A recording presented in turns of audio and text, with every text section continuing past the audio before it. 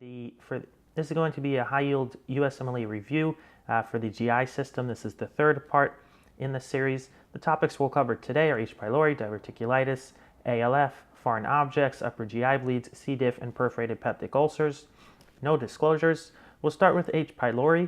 It is a cause of ulcers. It's important to be able to differentiate a duodenal ulcer from a gastric ulcer. Duodenal ulcers, these are the ones that get better when you eat, where gastric ulcers get worse.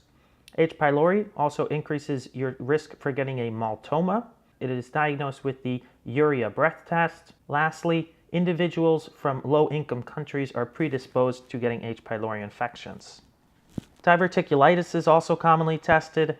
When you have diverticulitis in the colon, it can cause irritation of the bladder, leaving you with a sterile pyuria. You'd have a positive leukocyte esterase but a negative nitrites. After someone has diverticulitis, you should recommend that they eat fruits and vegetables. And the imaging modality of choice is going to be a CT scan where you can see the inflammation over there. Acute liver failure, commonly caused by acetaminophen overdose, where you have too much of NAPQI builds up.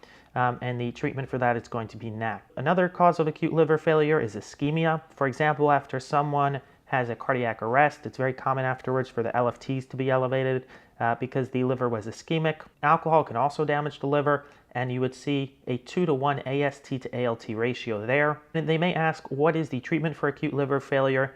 And very likely this patient will need an organ transplant. If you have a patient who swallows a foreign object, what is the next best step to do? It is usually to get a plain film of both angles, and the treatment really depends on what was swallowed. Over here you can see it's a nice round coin-looking object. This is something that would likely pass through the GI system without problems. However, the patient here swallowed magnets. Magnets, batteries, sharp objects like toothpicks or bones are things that are quite dangerous and need to be addressed immediately. If you do see something like this on the image, the next step would be to take the patient for an urgent endoscopy. Upper GI bleeds, the next best step is usually fluid resuscitation with 2 large bore IVs. NSAIDs are classically associated with the upper GI bleed of the stomach, but cocaine can also do it with vasoconstriction.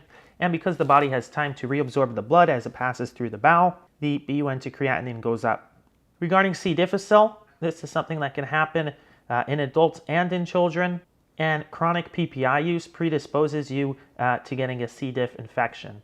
Last thing we'll talk about is a perforated peptic ulcer. Classically presents with air under the diaphragm. Over here, the patient is going to have severe abdominal pain, decreased bowel sounds, positive rebound, and that's because of the chemical peritonitis going on, and they need an urgent X-lab. I wish you the best of luck, and if you have any questions, feel free to reach out, and I'll get back to you as soon as possible.